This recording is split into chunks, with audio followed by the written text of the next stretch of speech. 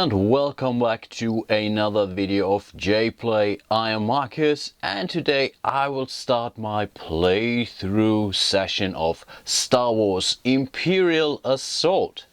Now you might think, okay, how is he going to do that? Usually he's playing alone. Yes, I keep it consistent. I will also play this one alone. But fear not, as I stumbled upon RedJak's automated Imperial variant. Right now we are at version 0.5 and I have to confess, it really seems pretty mature, to be honest. I have not really tested it beforehand and I'm also not really experienced in the normal gaming experience. I only played the so-called tutorial mission a couple of times now to really get behind stuff. And I did that with actual players, to be honest. Right now I'm not sure if I will be doing more than one actual mission. I think I will decide that as I go. Maybe I will also make it dependent on what you guys think out there. But the main idea is really to show you this automated Imperial variant, provided by RedJak. And of course, you can find this campaign on the Geek. And I think I will post a link in the description of this video as well.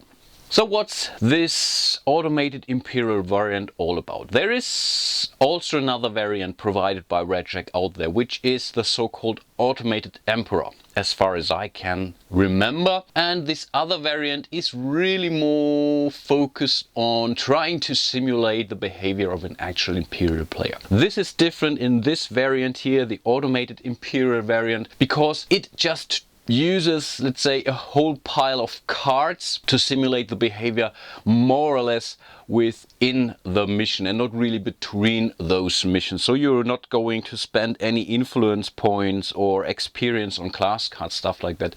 Everything is being done through this so-called event deck here.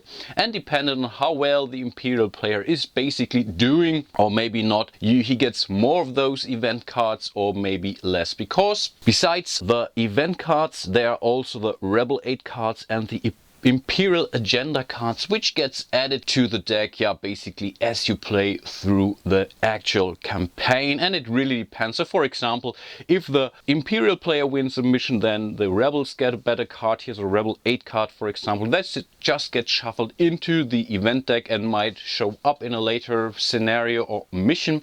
And the other way around, if the Rebel players are winning a scenario or a mission, then the Imperial player gets another Imperial agenda card mixed into the deck. There are instant effects, global effects and stuff like that, but I think I will explain those cards when I get there. But the next big thing of the automated Imperial variant are those AI cards. And for each of the models in the base game, so it does not focus on any of the expansions that are out yet, but for each creature in the game that's controlled by the Imperial player, there's a so-called AI card, which basically tells you what to do. And there are some triggers mentioned on this card, like for this Imperial officer here, it says if adjacent to any target, take a target, then withdraw 2 spaces, and you just follow them from the top to the bottom depending on which of the trigger are basically active at that point in time. Additionally, for most of the missions there are those so-called mission objectives cards. For once you see an Imperial priority target, and this priority target really relates to the target of the Imperial player on how to win the scenario. In this case he tries to win in the first scenario aftermath. I will come to that. It's basically either wounding all the characters or survive until the end of round 6 here, and this is basically what this mission objective tells you. Go for heroes that are actually not wounded.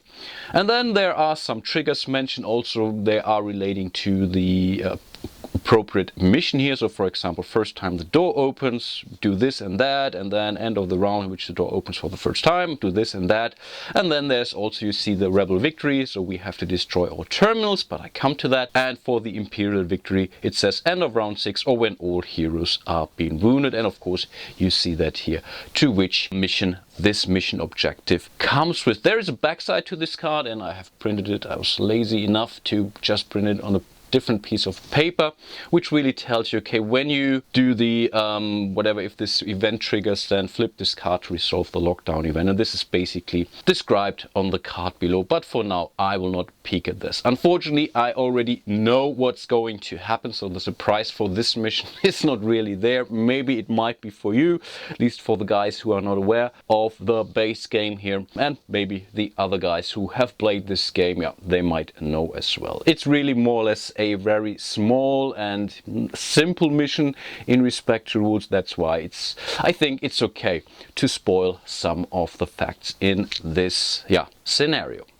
I decided to go with a 3-player game here, so basically 3 rebel players. Again, the Imperial Player is being substituted by those AI cards. And here we have Gideon Argus, the Valiant Commander, then we have Diala Pasil, the Haunted Exile, basically a Jedi Knight, and we have Jin Odin, the Sly Smuggler. I drew these characters at random, and as we are playing a 3-player game or only with 3 heroes, all of those heroes start the game with a heroic reward card. So they have all +3 health, and at the start of the mission, 1 hero claims the 2nd activation token, which is definitely a good thing, and this activation token will be then passed to the next player at the end of a round, if possible, of course. Let's have a look at the mission briefing for this mission. Arriving at the outpost, you immediately open fire upon the troops standing guard. You suspect they knew you were coming and that you are likely walking into an ambush. All the same, with the signal continuing to broadcast, there just isn't time for a more subtle approach. So basically the rebel players have to destroy all of those terminals. They can attack it like any normal figure on the board, and I believe they take 4 hits, yeah, that's right, but they have 1 defense, and they get a +1 defense if this terminal is adjacent to an Imperial figure. Apart from that, we see some of those crates here. We can plunder them, we can find some useful tools and ammunition there, and the additional effects, for example, so this is definitely worth checking out. And we have this door here. This is basically one of the triggers in this game. The Imperial player is not allowed to open this door, so this is only allowed for the rebel player. That's been mentioned in the rules, but that's basically all we know. So we have our goal to destroy those terminals. There are 4 of them, and we only have 6 rounds to go, so we really have to start moving here. This is the spawning point for the rebel players, so we have to bring our characters out there in a second now. So here are our brave heroes, Gideon, Diala and Jin Odin, and the rebel players always go first. But in this RedJak automated variant, the first thing that happens before we actually activate our figures is the so-called event phase. So we are drawing now one of those event cards and basically deal with it right away. And here we have already a global effect, the shock troopers. When a trooper attacks a figure within 2 spaces, apply +1 surge to the attack results. For those of you who don't know this game, I will explain what those surges actually are. But for now, we know that's already a bad thing for us. And now it's time for us to activate our first hero. I think I will start with Jin here, and the first thing that she will do, of course, she will flip her activation token to show it's been used, and so she will use her vintage blaster, which allows her to roll 2 green dice, and with some of those surges she can either increase the damage dealt to another figure, or she can also increase her accuracy, and this is important for ranged attacks basically. So let's see. Jin is here, and I think she will try to attack the Stormtrooper. The Stormtrooper is 1, 2, 3 spaces away, so this is definitely something we should be able to deal with. And next thing is we have to see if she has line of sight. You take 2 of her corners and try to trace a line to 1 corner of the target figure. In this case you would use this one. This is not a problem. This one, this is also not a problem though. Yeah, that's clearly in line of sight. Here we have a wall. This would block line of sight, so for example she would have troubles attacking this guy here, but for Jin that's not a problem. And the next thing is that we would have to do is to roll those 2 green dice as being shown on the blaster. So let's do that.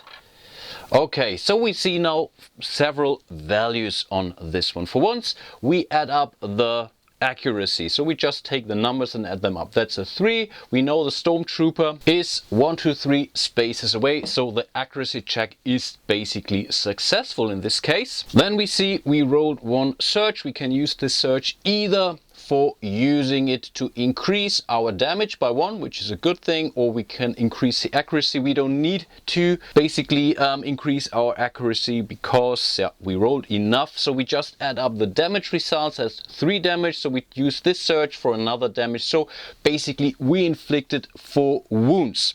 Next we check the deployment card of the stormtrooper group and check out what defense dice he's about to roll. So he rolls 1 black defense die. So let's do that.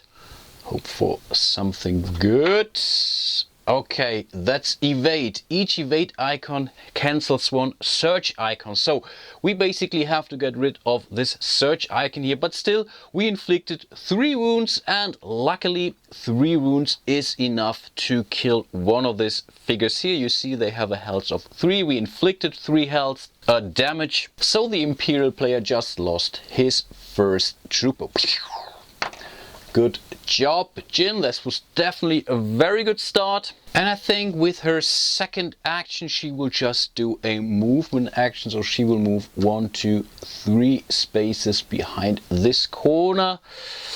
Not sure if this is a wise move. Again, I have not played this game too often, so please don't judge me if I'm playing poorly.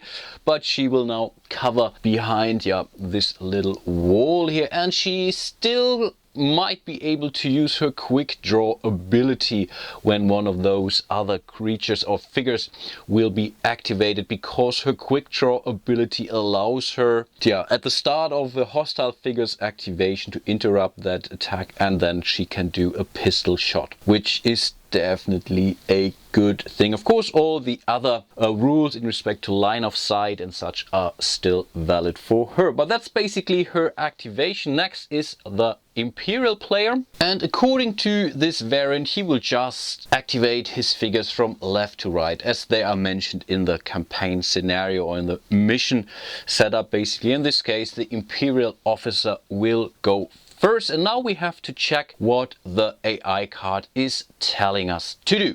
Okay, the first thing would say if adjacent to any target, attack a target. So let's check that. And clearly he is not adjacent to any target, so we can move on. Then we have a trigger for an elite figure, so that's a little E here. Not sure if you're able to see that, so this is also skipped for him because this is not an elite figure. The next thing would say even within 2 spaces of a friendly target that is not within max attack range of a target, use a second order on that friendly target to allow the target to perform an engage action. And I think this could be something we might be able to do, because this probe druid here is 2 spaces away. It's right now not in any attack range position, so we will now use an engage action. So this probe druid will certainly move, and I think he will just move towards the next heroes, because right now the Imperial priority targets are heroes that are not wounded. Right now none of our heroes are wounded,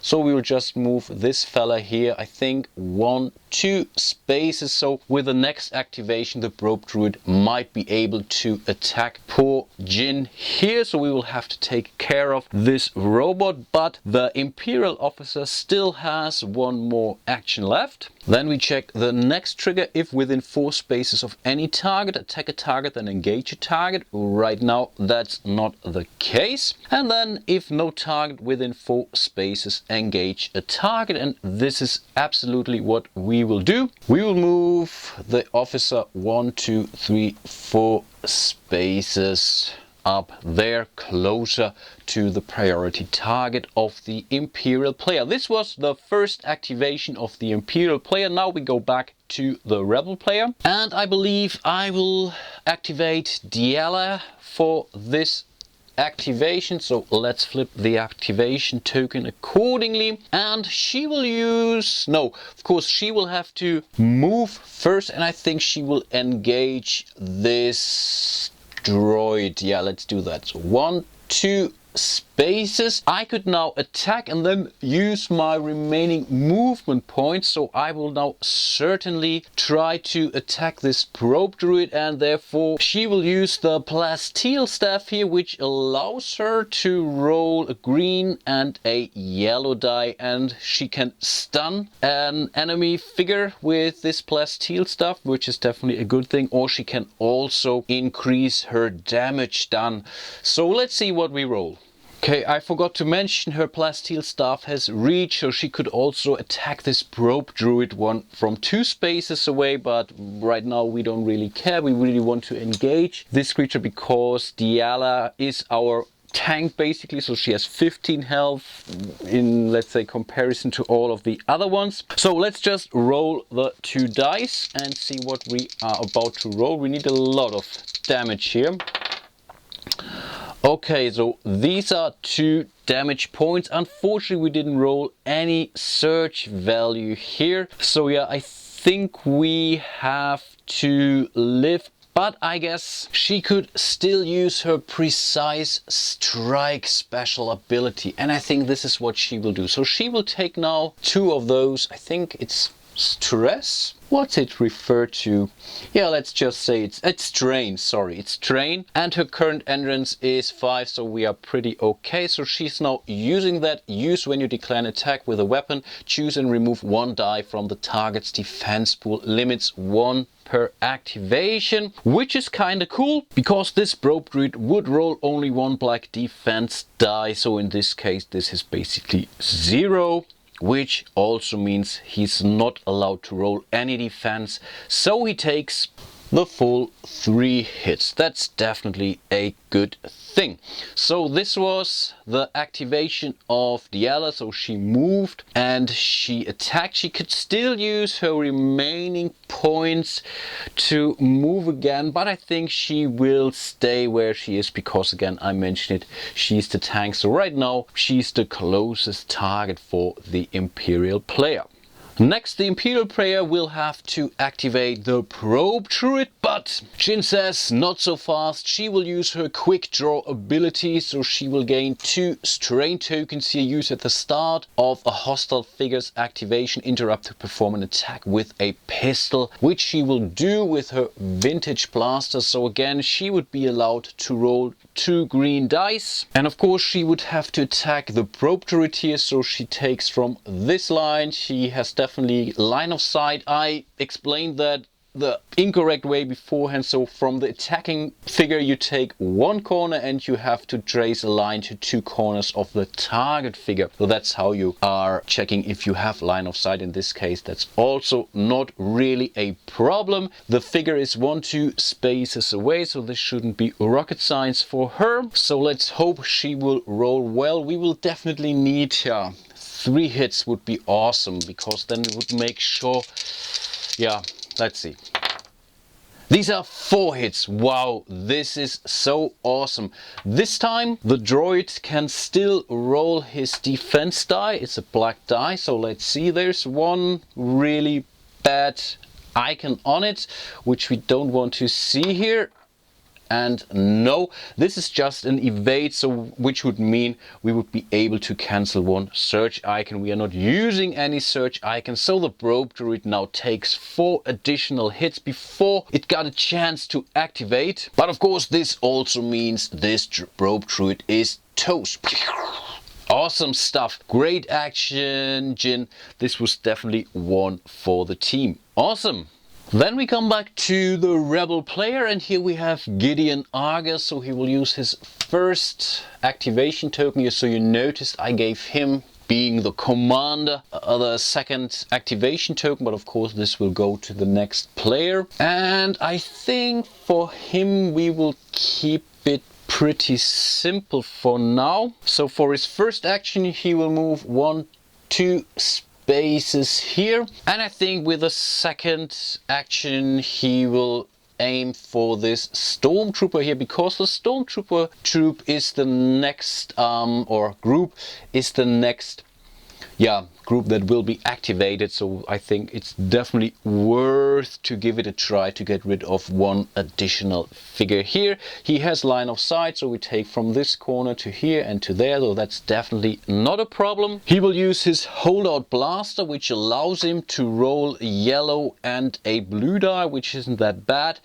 His search value is a pierce 2, so he can really pierce through armor. That's definitely a good thing. And his second ability on his character card says disabling shot while attacking with a pistol weapon.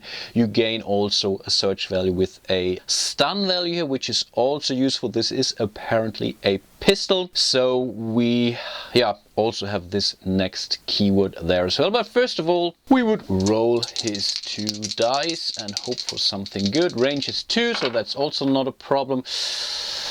Okay, so we only rolled 1 hit, but 2 hits and 2 surges here. So I think for once, let's see, let's roll for the black player first. So he will roll 1 defense die, a black one.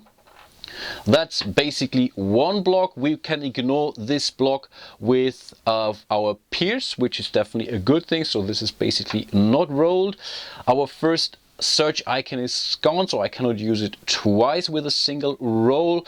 So we have 2 damage dealt to the trooper, but the trooper is also stunned. So for once he gets those 2 wound tokens. Unfortunately, it was not enough to kill that figure, but this trooper is also stunned, and this says you cannot attack or voluntary exit your space, and with this discard this condition. I think this is pretty clear. We don't have to read the appropriate token. So basically you will lose one of your actions during your activation, which isn't a bad thing. And I think these were the 2 actions of Gideon. Yep, that's the case. And now we will have to activate the Stormtrooper group. So we will activate both figures, or all the figures in the deployment group. In this variant we get to choose, so the rebel player gets to choose who will activate first, and I think I will keep it simple. For the first activation I will just discard this condition. I think this is what I have to do. It's not clearly mentioned in the variant, but I think use your best judgment. In this case you would definitely want to get rid of that stunned condition. And for the second activation we will just follow this one through. If adjacent, we are not adjacent right now. If within 4 spaces of any target, attack a target, then engage a target. In this case we are within 4 spaces, so 1, 2, 1, 2. And again we get to choose who this Imperial trooper will attack, and in this case I think he will just attack Diala Pasil here. And the Stormtrooper rolls a green and a blue die for his attack. That's okay. He's not adjacent, so he's not able to use this score training on a search. He would be allowed to roll or add to the damage. And so let's just roll some actual dice. Let's see, this one is wrong here. Okay, these are 2 hits. We have definitely enough accuracy. We have 4, we only needed 2 hits and 1 search. We will use the search for this leftmost ability, so basically he would deal 3 damages, or 3 damage so far. Diala herself is allowed to roll 1 defense die here, so let's see what she can make out of that. Okie dokie, let's see. This is awesome. This is so awesome because she just successfully dodged the whole attack basically. This icon appears on the white die. This result causes the entire attack to miss. The target suffers 0 damage. Nicely done, but after all, she's a Jedi.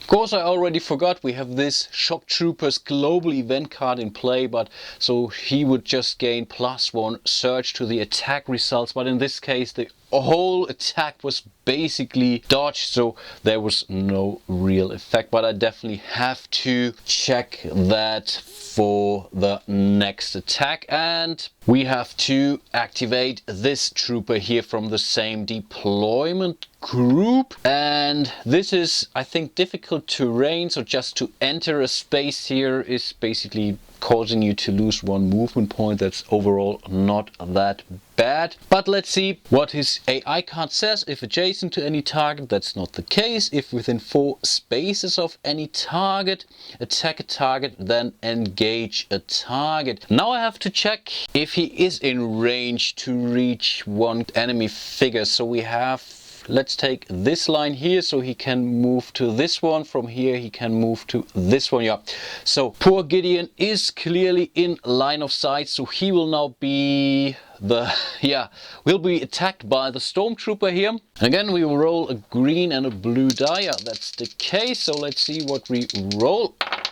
Okay, wow, that's a tough one. Whew. Okay, the second surge ability does not trigger here, so he just definitely rolled more than enough accuracy here, so that's 6. I think he only needed 1, 2, 3. That's the case, and these are 3 hits basically, and 1 surge, which would be another hit in this case, so 4 hits in total. And the Valiant Commander rolls just 1 die. Yeah, that's the case. So, okay, we have to deal with that. Let's roll a black die. That's 1 blocked, that's at least something, but nevertheless, the poor commander just took 3 wounds. He starts with 3 more because of his heroic reward card, so he has 13, so right now he's still at 10. So overall, that's not entirely bad. But the stormtroopers still have 1 additional activation or action to do. We were here. If within 4 space of any target, attack a range, then engage a target. Right now, all the rules to this variant says if the figure is already at an engage range, he will not move at this point in time. And then it says if no target within 4 spaces, we don't have that, so we move on. We have a response if adjacent to another friendly trooper while attacking, use squad training ability. This makes sense, and this only counts for an elite trooper.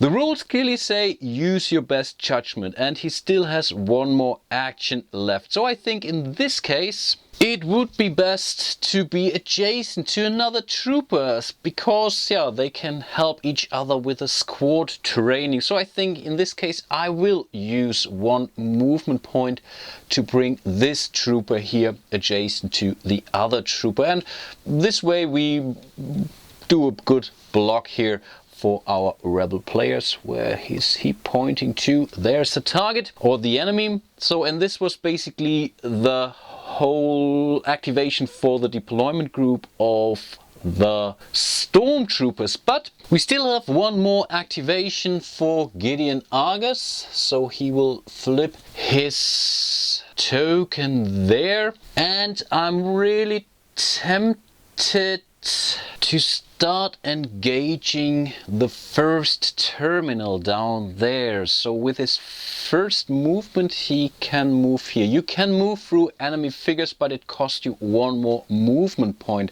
So this would be 1, 2, 3, 4. So this would definitely be enough to land adjacent to this terminal. Let's do that.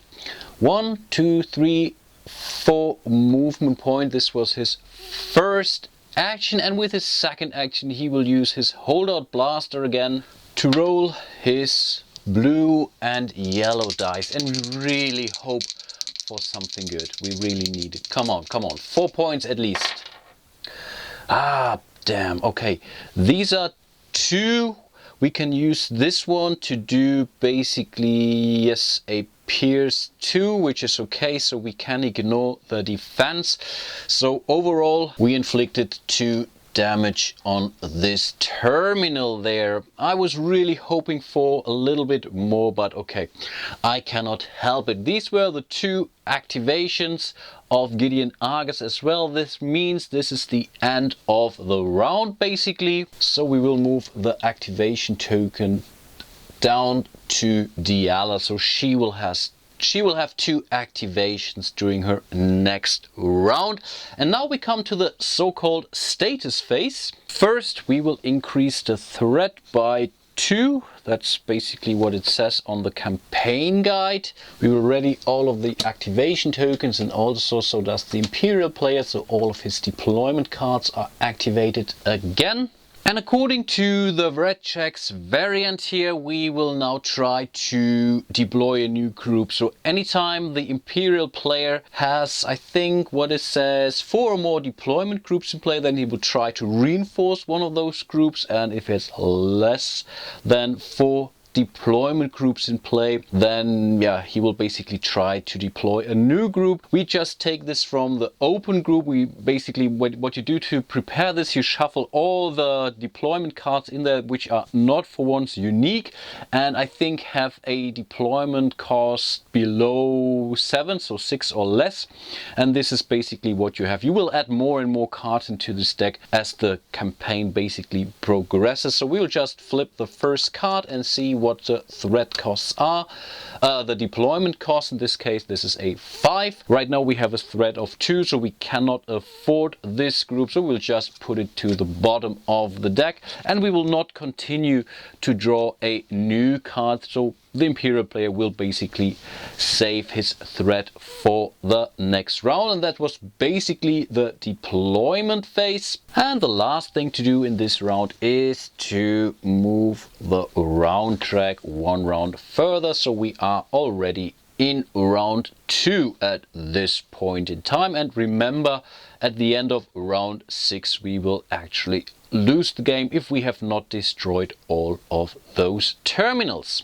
So next we would start a new event phase, so we would draw a new event card. If this would be a global card, we would replace this global card here. In this case we don't know that yet, and then we would again activate the Rebel Player, then the Imperial Player, and so on. And this goes on until either a winning or a losing condition has been met. But I think for today I will stop it here. I think this was a lot of explanation. I really hope that the next video I can at least go through 2 complete rounds and see how everything goes. If you noticed any errors, mistakes, whatever misjudgments from my side, please let me know, and I will try to repair that, or whatever, do that right as of the next episode. I really hope you enjoyed it so far, and I really hope you're enjoying this awesome automated Imperial variant. To be honest, for this very first round, I'm really impressed how well this seems to go. Of course, this is a relatively simple mission, so I have to see how it starts to evolve. Also keep in mind, it's not the final version of this variant here, so I think there might be some more tweaks coming up in the upcoming versions of this variant. But to me, actually, I really have to confess, it really seems to work out well, at least for this very first mission. Hope to see you soon in my next episode of my playthrough of Imperial Assault. And yeah, until then, bye bye.